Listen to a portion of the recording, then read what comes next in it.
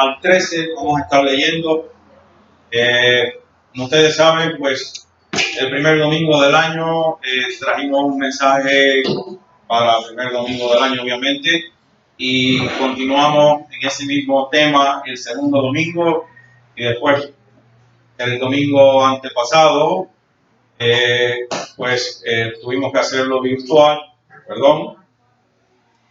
y luego el domingo pasado igualmente cubrimos parte de este pasaje, y hoy con la ayuda del Espíritu Santo me propongo terminar en el verso 13 de este pasaje en el cual estamos desde el año pasado, pues desde el verso primero de este capítulo 1 del Evangelio de Juan. Y obviamente no puedo recapitular todo lo que hemos ya cubierto del verso 6 al verso 8, hasta el verso 9, que lo cubrimos la semana pasada, porque no nos daría tiempo entonces para terminar hoy. Pero en esencia, lo que vimos en la primera parte de este pasaje es que el Señor, Dios Padre, da suficientemente testimonio a favor de su Hijo Jesucristo por medio de Juan el Bautista y también del propio Señor Jesucristo y su ministerio. Y hoy vamos a ver el segundo punto del mensaje. Ya vamos a orar y leer para entrar. El segundo punto de este pasaje de Juan 1, versos 6 al 13 es que el testimonio que Dios ha dado de su Hijo Jesucristo demanda un veredicto de nosotros. Vamos a leer entonces Juan capítulo 1, versos 6 al 13, y dice así la palabra de Dios en el nombre del Padre, del Hijo y del Espíritu Santo. Dice: hubo un hombre enviado de Dios, el cual se llamaba Juan. Este vino por testimonio, para que diese testimonio de la luz, a fin de que todos creyesen por él. No era él la luz, sino para que diese testimonio de la luz, aquella luz verdadera que alumbra a todo hombre, venía a este mundo. En el mundo estaba, y el mundo por él fue hecho, pero el mundo no le conoció. A los suyos vino, y los suyos no le recibieron. Mas a todos los que le recibieron, a los que creen en su nombre, les dio potestad de ser hechos hijos de Dios, los cuales no son engendrados de sangre, ni de voluntad de carne, ni de voluntad de varón, sino de Dios. Padre Santísimo, te glorificamos y te exaltamos. Te damos gracias porque diste a tu Hijo Jesucristo en rescate por nosotros. Gracias por también derramar tu Espíritu Santo en nuestras vidas para iluminar nuestro entendimiento y hacer posible que nosotros entendamos tu palabra y el mensaje de tu palabra. Ahora ilumina nuestra mente en una manera especial. Prepara nuestros corazones para ser edificados por esta tu palabra. Por Jesucristo te lo pedimos y te damos gracias. Amén. Bueno, puede tomar asiento, amado hermano.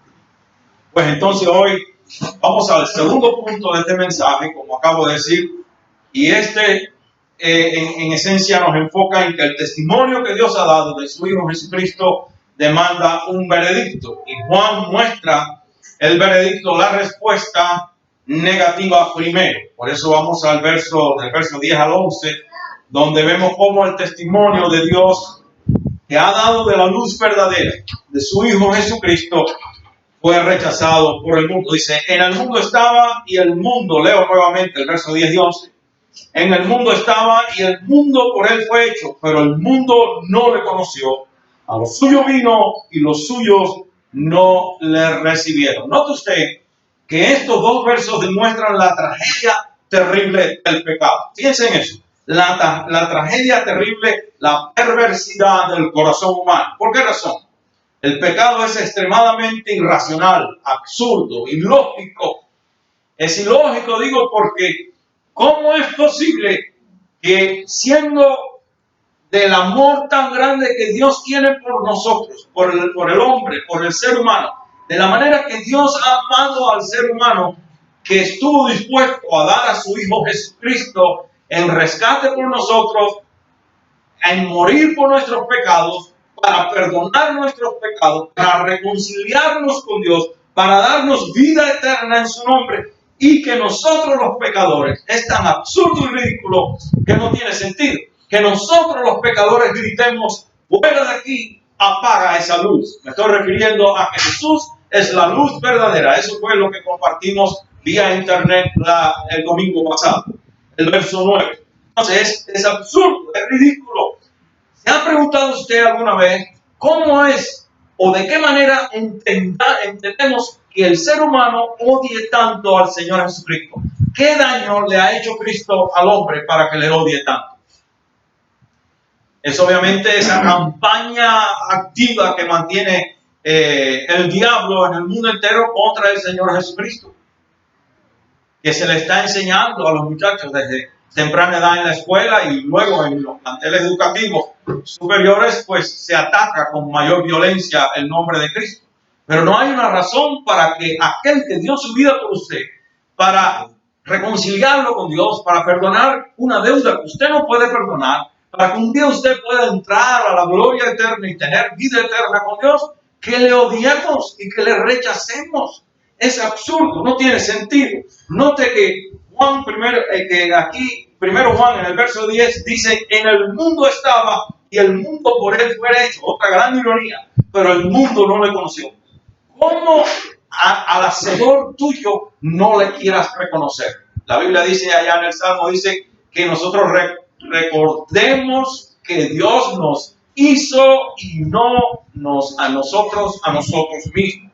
Entonces, como nosotros compartimos en el mensaje introductorio, usted quizás recuerde que esa frase "en el mundo" es una frase clave en el Evangelio de Juan. Él la usa 78 veces. Y casi todas es para referirse al sistema corrupto bajo el dominio de Satanás. El mundo, en este caso, ahí se refiere a ese sistema corrupto bajo el dominio de Satanás, el príncipe también de este mundo. Aquí Juan acentúa la ironía mencionando de nuevo, como lo menciona en Juan 1:3, que el Señor Jesús creó el mundo, pero el mundo no le conoció. Conocer o no conocer a Cristo es otro tema clave en el Evangelio de Juan, y se repite a lo largo del Evangelio. ¿Por qué el mundo no conoció a su Creador? ¿Por qué no lo conoció? ¿Por qué no conoce a su Salvador? Y una razón está, el hermano hablaba de las razones espirituales, y es que el mundo está espiritualmente ciego. En Juan 9, verso 39 al 41, vamos a ir un momentito. Juan 9, 39 al 41 dice: dijo Jesús: para juicio he venido yo a este mundo, para los que no ven, vean, y los que ven, sean cegados. Entonces algunos de los fariseos que estaban con él, al oír esto, le dijeron: ¿acaso nosotros también ciegos? Y Jesús les respondió: si fuerais ciegos, no tendríais pecado, mas ahora, porque decís vemos, vuestro pecado permanece. Entonces, y en muchos casos, la razón es simplemente indiferencia. Hay gente que simplemente no le interesa las cosas de Dios. Inclusive, hermanos, dentro de la misma iglesia hay cristianos que no les importa las cosas de Dios. Son cristianos, recibieron a Cristo como Señor y Salvador personal, pero es más un interés personal que una motivación y una gratitud por aquel que les salvó. ¿Entiende? Es como quien dice: saco mi pasaporte, vamos a decir que está en Cuba, saco mi pasaporte para irme a los Estados Unidos porque allá voy a vivir mejor, pero no me importa un bledo si Estados Unidos se hunde o no se hunde.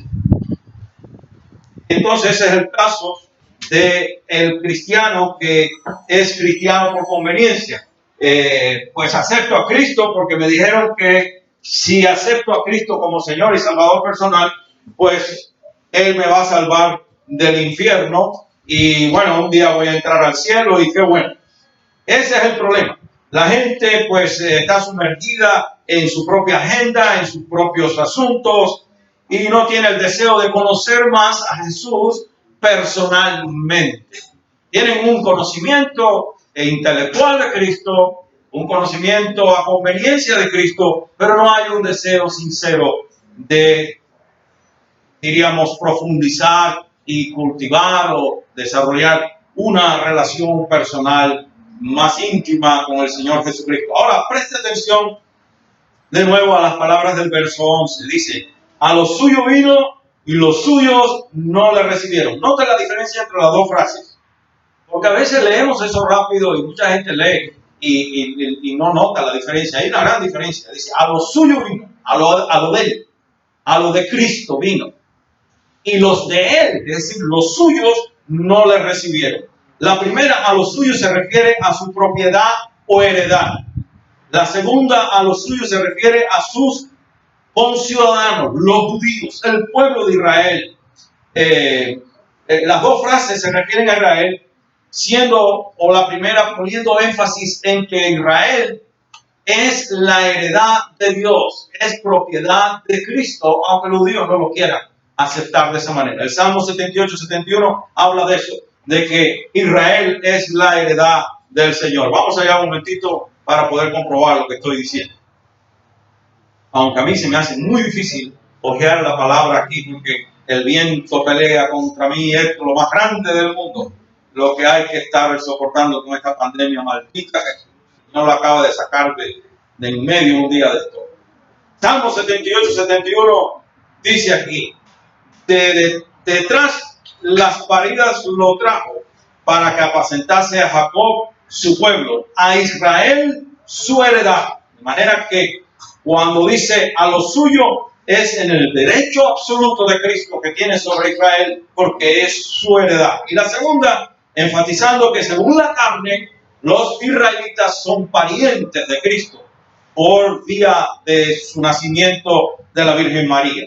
Sobre ellos, sobre los israelitas, pesa una culpabilidad mucho mayor que sobre los gentiles, porque ellos tenían la luz de las Escrituras, y las Escrituras, el Antiguo Testamento, habla abundantemente de ese Mesías glorioso que habría de venir, de manera que ellos debían haber reconocido al Mesías cuando llegó.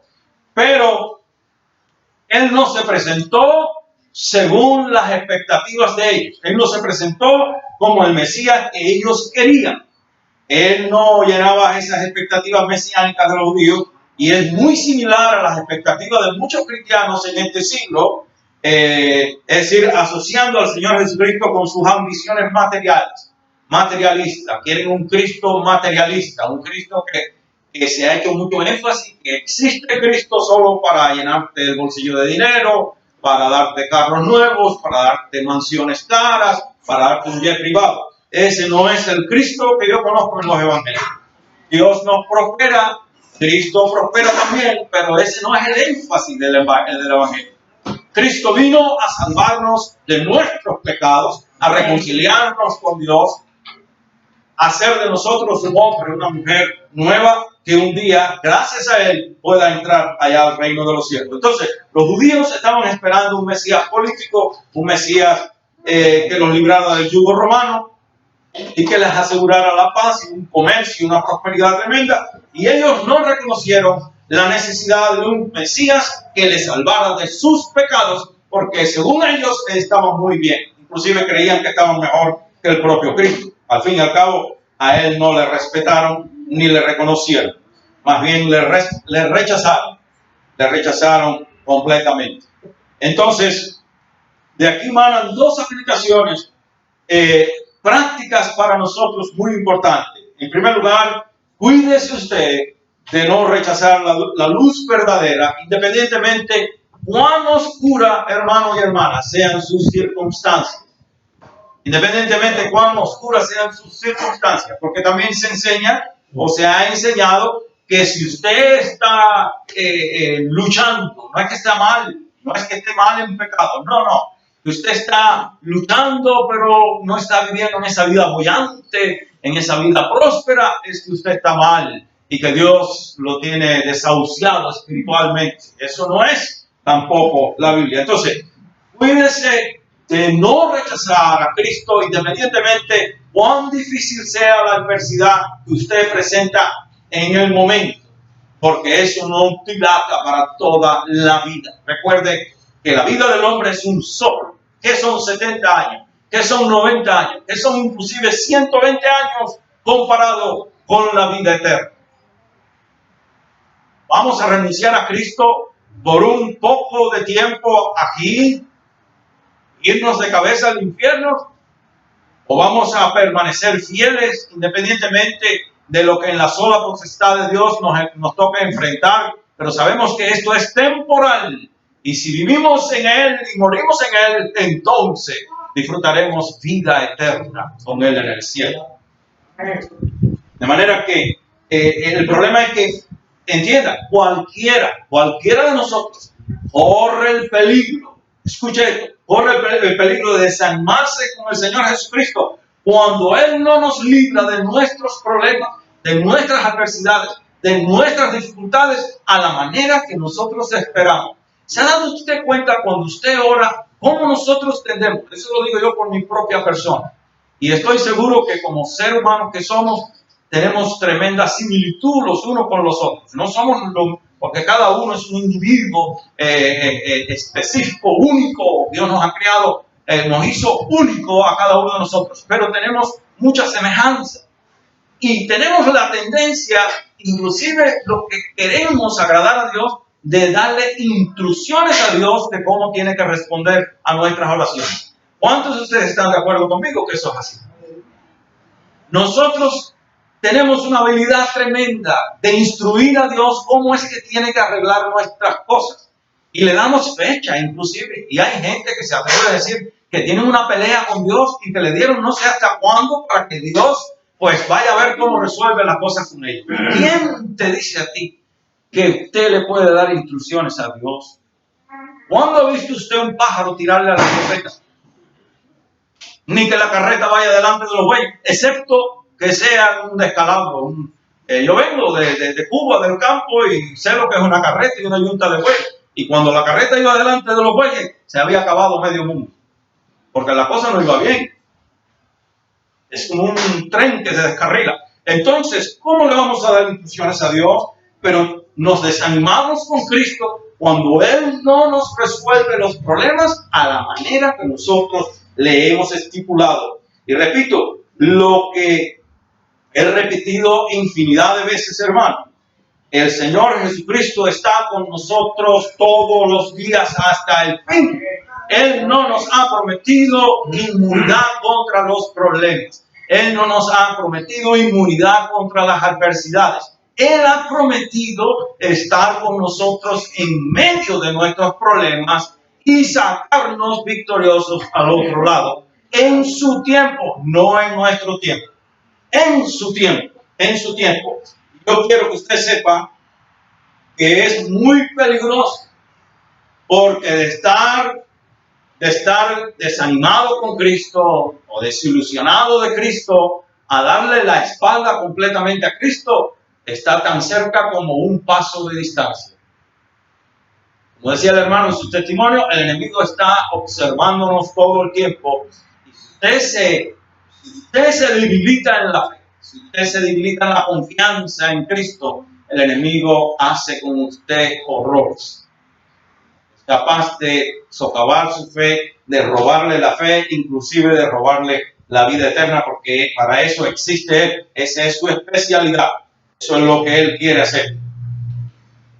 Y yo quiero que usted sepa que Dios en su soberana potestad usa inclusive de nuestros problemas. Él usa nuestros problemas, nuestras adversidades, las tormentas que vienen a nuestras vidas, las usa para pulirnos, para hacer de nosotros hombres y mujeres más eficientes en el reino de los cielos y para hacer de nosotros testimonios vivos de lo que es permanecer fieles y confiando en Él independientemente cuál sean las circunstancias. Entonces, nosotros por medio de nuestros problemas aprendemos a depender de Dios, aprendemos a crecer en fe, aprendemos de que Dios es real y verdadero. Entonces, El evangelio que nosotros hemos venido estudiando jamás promete una alfombra de rosas, jamás promete un paseo en el parque. Eso lo debe saber usted. Servir a Cristo no es cosa fácil. Servir a Cristo demanda sacrificio, demanda entrega, demanda una disposición inclusive a morir a nosotros diariamente. Él lo dijo: el que no esté dispuesto a negarse a sí mismo, a tomar su cruz, echarse a la cuesta y seguir en pos de mí, no es digno de mí. Entonces no hay nada. Recuerden lo que dice Romanos 14, versos 7 al 8. Dice: porque ninguno de nosotros vive para sí y ninguno muere para sí. Si vivimos, pues si vivimos, para el Señor vivimos, y si morimos, para el Señor morimos. Así pues, sea que vivamos o que muramos, del Señor somos. Gloria a Dios que somos del Señor, ya sea que vivamos o que muramos, somos de Él. Inclusive en el momento que yo muera, sé que soy de Él y el diablo no me puede llevar a donde Él quiere llevar. Porque soy propiedad de Dios, porque están en nosotros las arras del Espíritu Santo, que son la garantía de que somos salvos en Cristo Jesús. Entonces, no se desanime tampoco cuando usted testifique de Cristo a otras personas y no respondan positivamente. La mayoría de las personas aman las tinieblas porque sus obras son malas, pero no todas las personas, gracias a Dios, rechazan a Cristo. Esa es la segunda parte de este punto. Que otros aceptan el testimonio de Dios o el testimonio que Dios ha dado de su Hijo y creen en su nombre, creen en el nombre de Jesucristo para salvación y vida eterna. Nota el verso 12 y 13, como dice: mas a todos los que le recibieron, a los que creen en su nombre, les dio potestad de ser hechos hijos de Dios, los cuales no son engendrados de sangre, ni de voluntad de carne, ni de voluntad de varón, sino de Dios. Pues ahí lo tenemos. Estos dos versos declaran el propósito para el cual este evangelio fue escrito. Y se le considera como un anticipo de lo que el propio Juan dice luego en Juan 20, versos 30 al 31, donde a ese es diríamos nosotros, el tema central o la idea central de todo el evangelio de Juan. Juan 20, 30, 31. Pero esto es como un anticipo, porque expresan el propósito para el cual el Espíritu Santo inspiró a Juan a escribir su evangelio. Y además estos dos versos establecen el balance entre la responsabilidad humana, su responsabilidad y mi responsabilidad, y la responsabilidad o la soberanía de Dios. En cuanto a la responsabilidad humana, quiero decir que uno tiene que creer en el nombre del Señor Jesucristo para salvación, para ser salvo. Y en cuanto a la soberanía divina, todos los que hemos creído en Él, no nacimos de voluntad humana, nacimos de Dios. Veamos primero el verso 12. Verso 12. En nuestras propias palabras, este verso lo que está diciendo, o dice que todos los que reciben o hemos recibido al Señor Jesucristo, porque estoy persuadido que todos los que estamos aquí, pero espero que algunos que me estén viendo a través de la internet, pues tenga la oportunidad de hoy darle su corazón al Señor Jesucristo y también ser hijo o hija de Dios. Pero aquí dice que todos los que hemos recibido al Señor Jesucristo y que creemos en su nombre, somos hechos hijos e hijas de Dios. Recibir a Cristo es lo opuesto de no conocer a Cristo. Es lo opuesto de rechazar a Cristo. Según Juan 1, 10 y 11. Recibir a Cristo significa darle la bienvenida a mi corazón, darle la bienvenida a mi vida y recibirlo como único Señor y Salvador personal.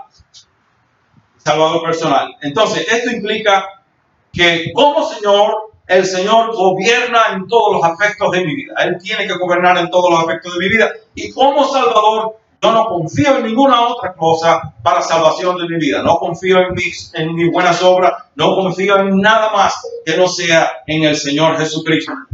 Creer en su nombre. Y su nombre implica o se refiere a todo lo que el Señor Jesucristo es en su persona como el Hijo eterno de Dios, como el Verbo eterno. Según la Biblia, y específicamente con Dios, sobre todo cuando tiene que ver con Dios, el nombre siempre revela el carácter, revela los atributos, las virtudes, las prerrogativas de la deidad, la infinita capacidad y el infinito poder de Dios para hacer todo lo que sabemos que la Biblia dice que Él hace. En el caso del Señor Jesucristo, su nombre le identifica con la deidad. Su nombre lo identifica en primer lugar como ex divino. Isaías 9:6 dice, porque un niño nos es nacido, hijo nos es dado. Ahí está la combinación de la naturaleza. Primero, la divinidad de Cristo. La divinidad de Cristo. Y la humanidad de Cristo. Porque un niño nos es nacido, la humanidad. Hijo nos es dado, es el Hijo de Dios, la divinidad de Cristo. Y el principado sobre su hombro. Se llamará su nombre. Y aquí vienen los nombres que lo identifican también como divino, como Dios. Nombre admirable, consejero, Dios fuerte, Padre eterno, príncipe de paz. En segundo lugar, su nombre revela la misión específica del Señor Jesucristo, porque Él vino a cumplir o lo que vino a hacer en la tierra. Él no se puede negar a sí mismo. Ahí vemos en Mateo 1:21 lo que dice aquí Juan, a los suyos vino. Mateo 1:21 rectifica o diríamos ratifica esto. A los suyos vino. Mateo 1:21 dice que y dará a luz un hijo y llamarás su nombre Jesús, porque Él salvará a su pueblo de sus pecados. Entonces, cuando usted lee, a los suyos vino, ¿a qué vino Jesús? A salvar a los pecadores de sus pecados. Cristo vino a hacer la voluntad del Padre. Recuerden que esa era la pasión de Cristo, hacer la voluntad del Padre. Cuando Él estuvo 2 o 3 días perdido, perdido no, Él estaba en el templo y María y José lo andaban buscando por todas partes, lo encontraron y cuando ella le reclama, lo primero que Él le contesta, ¿qué fue? En los negocios de mi Padre me conviene estar. Cuando Él va, antes de entregar el Espíritu sobre la cruz, ¿qué dijo? Consumado es. Esa era la pasión de su vida. Ya he terminado todo lo que he sido enviado a hacer, lo he hecho y lo he hecho perfectamente. Entonces, eso es lo que se refiere, que a lo suyo vino. Su nombre implica esto, que Él no se puede negar a esa misión. Él vino a salvarlo a usted de sus pecados. Y en tercer lugar, su nombre, Jesucristo, encierra el incomunicable nombre de la deidad. Eso es un gran misterio lo que hay en ese nombre glorioso de nuestro Señor Jesucristo. Su nombre es nombre sobre todo nombre. Colosenses, vamos un momentito a Colosenses. A ver cómo me las arreglo para ir allá. Colosenses, capítulo 1, verso 15.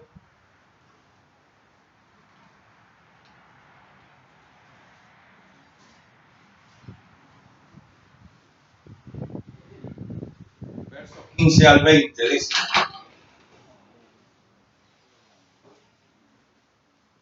Dice así, Él es, refiriéndose al Señor Jesucristo, Él es la imagen del Dios invisible, el primogénito de toda creación, porque en Él fueron creadas todas las cosas, las que hay en los cielos y las que hay en la tierra, visibles e invisibles, sean tronos, sean dominios, sean principados, sean potestades, todo fue creado por medio de Él y para Él, y Él es antes de todas las cosas, y todas las cosas en Él subsisten, y Él es la cabeza del cuerpo que es la iglesia, el que es el principio, el primogénito de entre los muertos, para que en todo tenga la preeminencia, por cuanto agradó al Padre que en Él habitase toda plenitud, y por medio de Él reconciliar consigo todas las cosas, así las que están en la tierra como las que están en los cielos, haciendo la paz mediante la sangre de su cruz.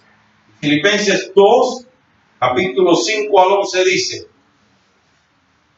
haya pues en vosotros este sentir que hubo también en Cristo Jesús, el cual siendo en forma de Dios, no estimó el ser igual a Dios como a cosa a que aferrarse, sino que se despojó a sí mismo, tomando forma de siervo y hecho semejante a los hombres, y estando en la condición de hombre, se humilló a sí mismo, haciéndose obediente hasta la muerte y muerte de cruz. Por lo cual Dios también le exaltó hasta lo sumo y le dio un nombre que es sobre todo nombre, para que en el nombre de Jesús se doble toda rodilla de los que están en los cielos y en la tierra y debajo de la tierra. Y toda lengua confiese que Jesucristo es el Señor, para gloria de Dios Padre. Gloria a Dios, aleluya. Entonces, creer en su nombre es creer en todo lo que Él vino a hacer, en todo lo que Él hizo y en todo lo que Él hará por nosotros. Creer en su nombre es que Él vino a pagar por nuestros pecados, hermanos, dando su vida por la suya sobre el madero, para recibir sobre sí el castigo eterno que usted y yo merecemos y debíamos recibir en el infierno eternamente. Creer en su nombre significa que usted renuncia a confiar en sus propios méritos o en sus propias buenas obras, en sus buenas intenciones para salvación y para agradar a Dios Padre. Y pone usted una completa y total, exclusiva confianza en el Señor Jesucristo y en todo lo que Él es capaz de hacer por nosotros, por medio de su preciosa sangre, borrar todos nuestros pecados y reconciliarnos con Dios Padre. Creer en su nombre significa que cuando usted sea llamado al cielo, y supongamos que eso no es así, pero que le pregunten, ¿cómo usted está seguro que puede entrar aquí? Usted puede decir con toda confianza, yo estoy parado aquí y sé que voy a entrar porque Jesucristo pagó el precio por mí, porque Él es quien abrió la puerta del cielo para yo poder entrar aquí. Eso es creer en su nombre. Eso es recibir a Jesús como su único Señor y Salvador personal. Eso es decir, creer en Jesucristo, recibir a Cristo, no es ir a misa, no es recibir la Eucaristía, no es ser diácono en la iglesia, no es ninguna cosa de esa. Es confiar exclusivamente en Él. ¿Hay algún carro abierto? Comenzó a llover. Gloria a Dios por la lluvia. Creer en Cristo y recibir a Cristo es confesarlo como único Señor y Salvador personal. Y al hacerlo renunciamos a nuestras propias habilidades, nuestras propias capacidades. Y noten entonces también cuán grande bendición hay para toda persona que creen en el nombre de Jesucristo y que le reciben a Él como único Señor y Salvador personal. El verso 12 dice, les dio potestad de ser hechos hijos de Dios. Potestad aquí, hermano, quiere decir derecho legítimo. Derecho legítimo. Tanto como su certificado de nacimiento dice quiénes son sus padres, dónde usted nació, etcétera, etcétera, en qué hospital nació. Esto es lo mismo. Esto le da a usted un derecho que en la sola potestad de Dios nadie se lo puede negar, nadie se lo puede quitar, porque esto viene de Dios y por decreto de Dios. Usted nace de Dios. Escuche por favor esto, dice, el hecho de que todos le recibieron, a los que creen en su nombre, son hechos hijos de Dios, prueba que todas las personas no son hijas de Dios. Los universalistas dicen que todos los hombres somos hijos de Dios, pero el ser, todos somos criaturas de Dios. Nadie llega a ser hijo de Dios excepto por medio del nuevo nacimiento. Y el nuevo nacimiento incluye un arrepentimiento sincero de pecado y una entrega total, sin reservas, al Señor Jesucristo. Y comenzar a vivir para Él. Eso lo dice también en Juan 1.13, en Juan 3, del 1 al 8. Quizás alguien haya soñado despierto y le hubiese gustado haber nacido en una familia perfecta, en una familia rica, donde pudiera tener todo lo que quisiera tener. Quizás alguien quisiera tener padres que le amaran como quizás sus propios padres no la hayan amado, que hayan sido cariñosos y especiales con él, etcétera, etcétera. Yo quiero que usted sepa que como hijos e hijas de Dios, nosotros tenemos infinitamente más que todo eso. Tenemos el amor incondicional y eterno de Dios. ¿Sabe usted que usted no puede hacer nada para que Dios le ame más, ni puede hacer nada para que Dios le ame menos? La Biblia dice que Dios le ama con un amor incondicional desde antes de la fundación del mundo. Efesios capítulo 1, verso 13 en adelante, lo dice claro.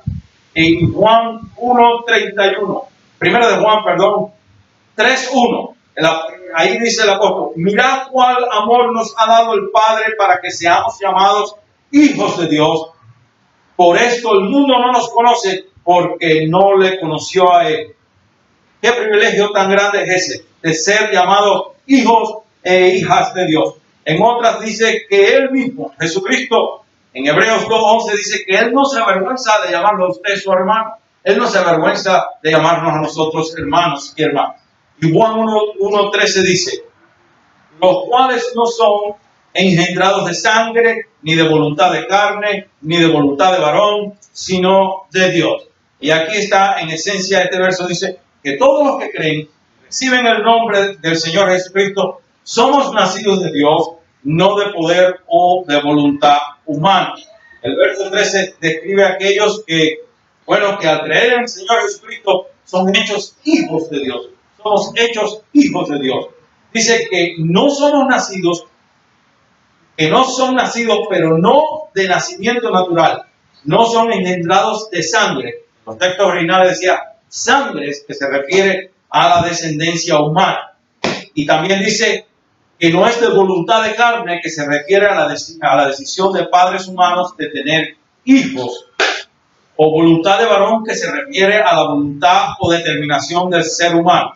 Yo encontré un comentario de un gran expositor bíblico que se llama Ed Blunt, y en una Biblia de estudio de comentarios bíblicos, en la página 272, él escribe esto. Él dice, el nacimiento de un hijo de Dios, y lo estoy leyendo literalmente como lo copié, el nacimiento de un hijo de Dios no es un nacimiento natural, es una intervención sobrenatural de Dios en la regeneración del pecador arrepentido.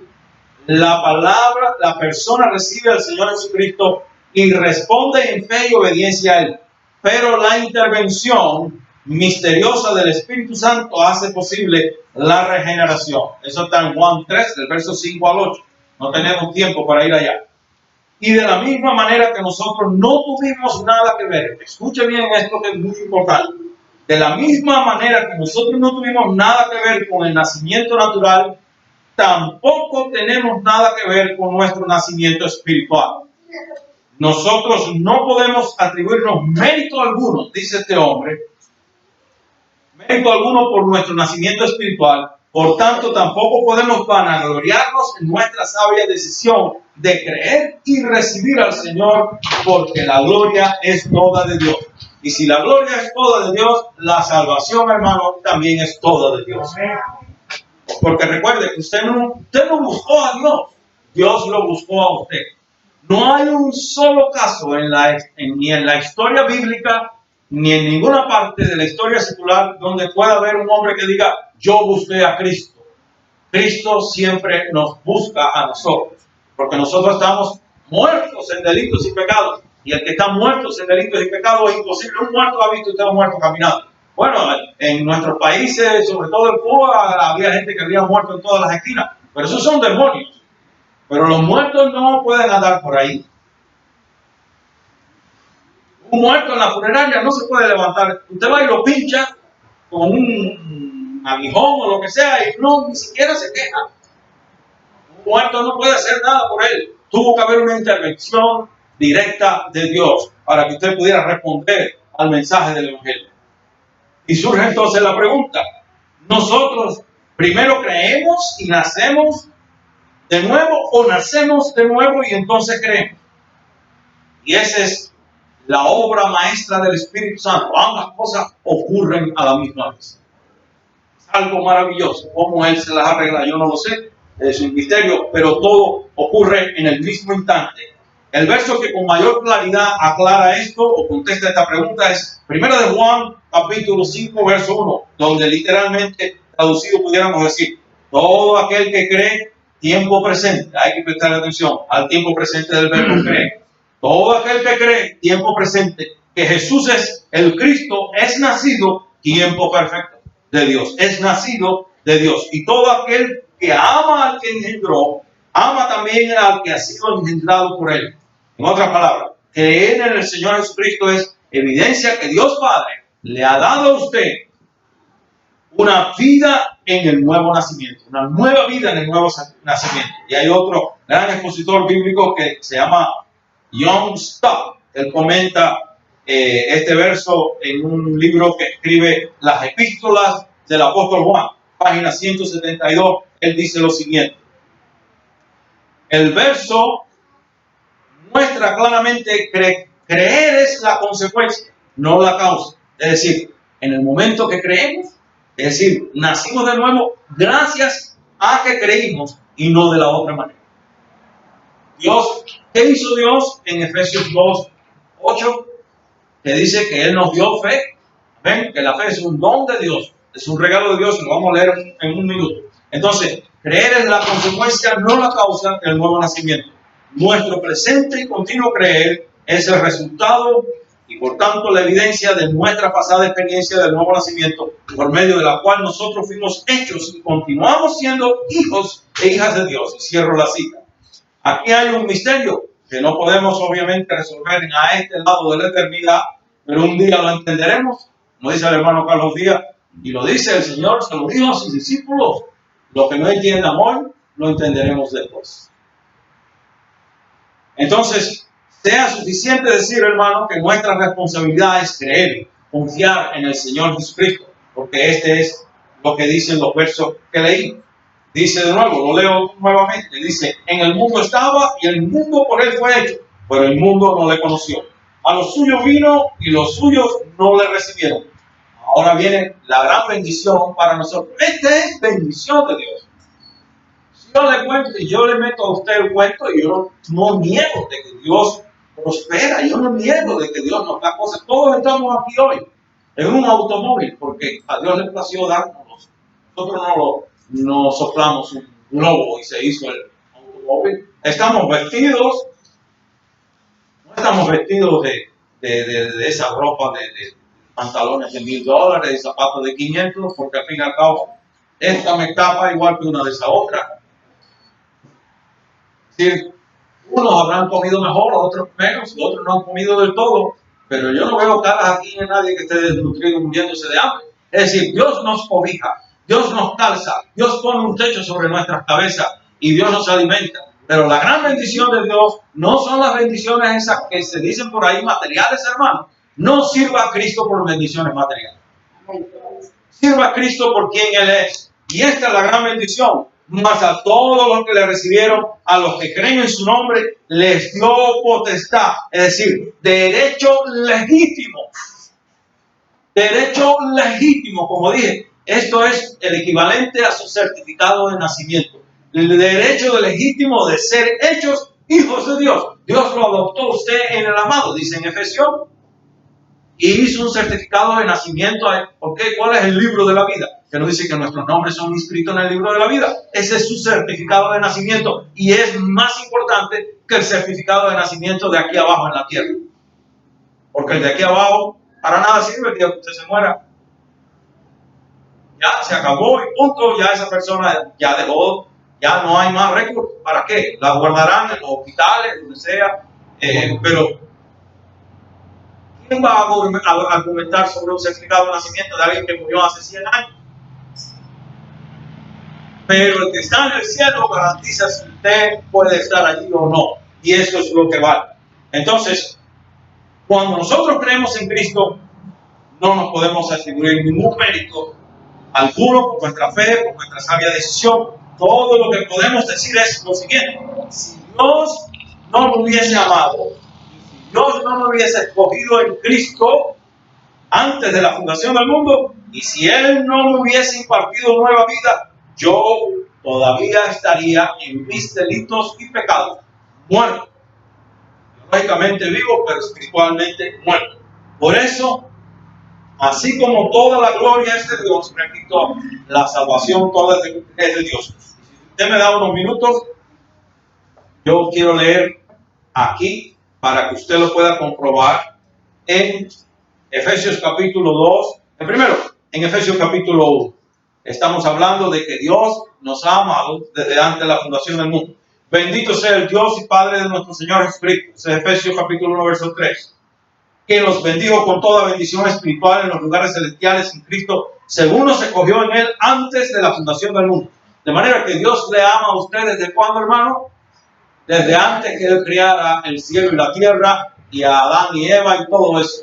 Dios lo conoce usted por nombre y apellido. Desde entonces le ha amado a usted con sus virtudes y sus defectos. Es más, le ha amado desde que usted era pecador y yo pecador. Él nos recibe a nosotros tal y como estamos, llenos, como dicen los mexicanos, chuecos y descontrolados, pero no para dejarnos así. Él nos recibe llenos de pecado, pero no para dejarnos así. Él nos limpia con la sangre preciosa de su Hijo. Él nos comienza a transformar por el poder regenerador y transformador y santificador del Espíritu Santo, y el Espíritu Santo usa la palabra de Dios para eso. Entonces, según nos escogió en Él antes de la fundación del mundo para que fuésemos santos y sin mancha delante de Él. Es decir, usted fue escogido en Cristo.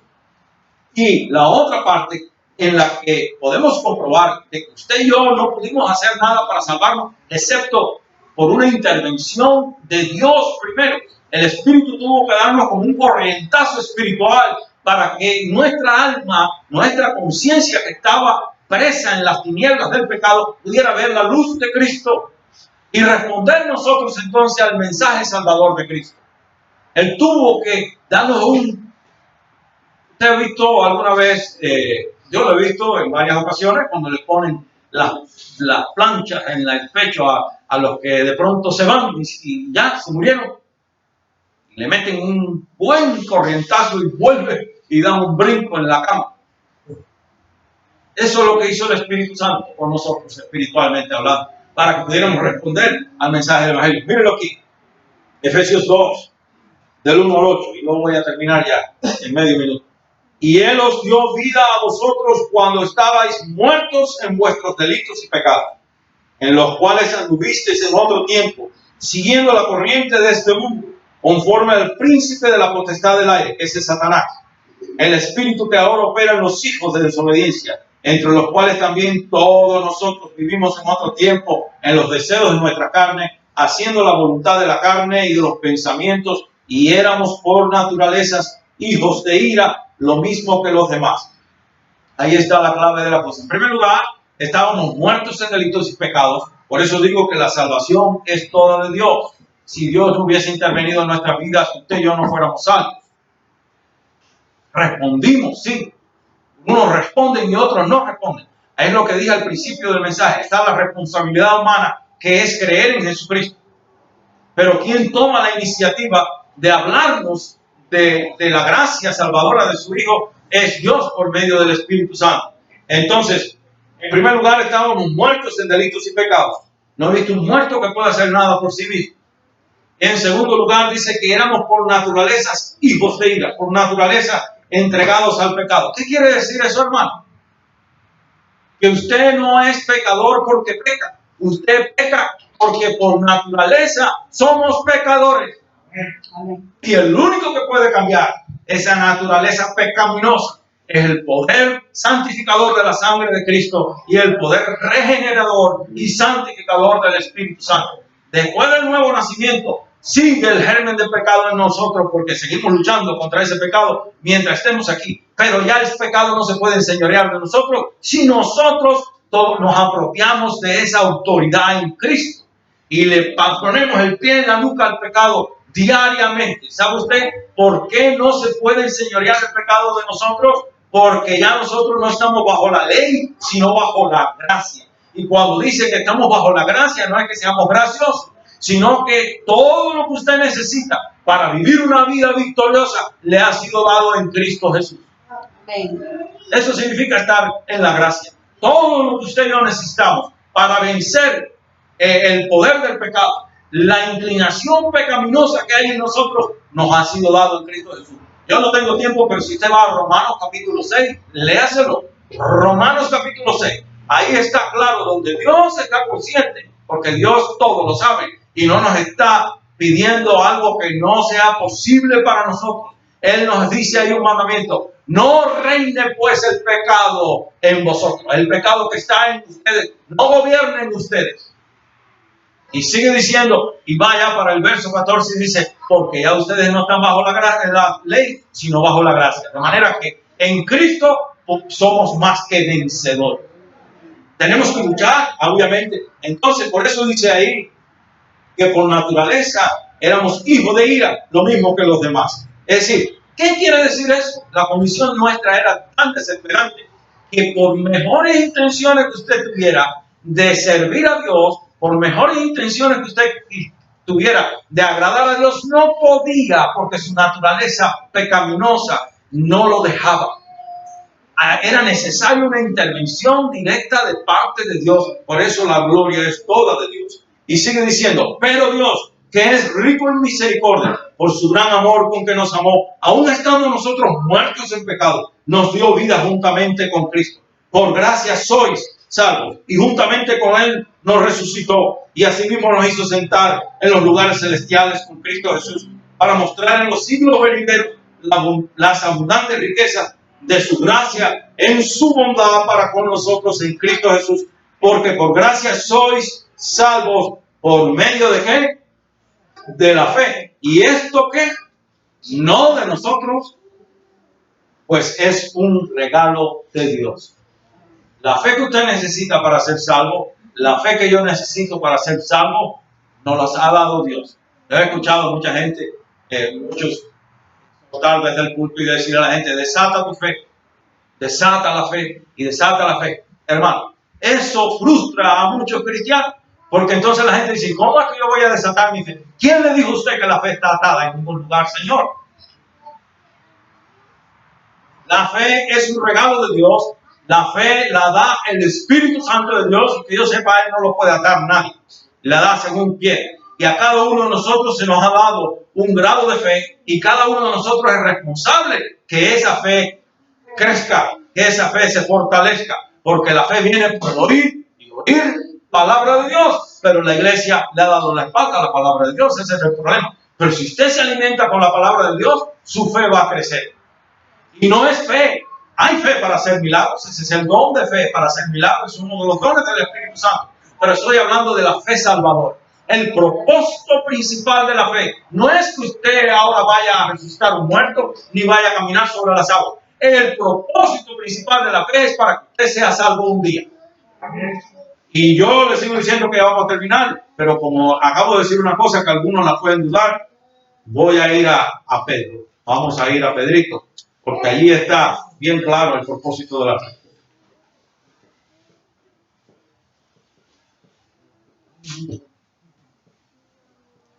¿Qué dice aquí en Pedro? Vamos a ver. Pedro capítulo 1, primera de Pedro capítulo 1, verso 3 dice, bendito, suena muy parecido a Efesios. Bendito el Dios y Padre de nuestro Señor Jesucristo, que según su grande misericordia nos hizo renacer para una esperanza viva por la resurrección de Jesucristo de los muertos, para una herencia incorruptible, incontaminada e inmarcesible, reservada en los cielos para vosotros, que sois guardados por el poder de Dios mediante la fe, para alcanzar la salvación. Ahí empieza, que está preparada para ser manifestada en el tiempo postrero, en lo cual vosotros os alegráis, aunque ahora por un poco de tiempo, si es necesario, tengáis que ser afligidos en diversas pruebas.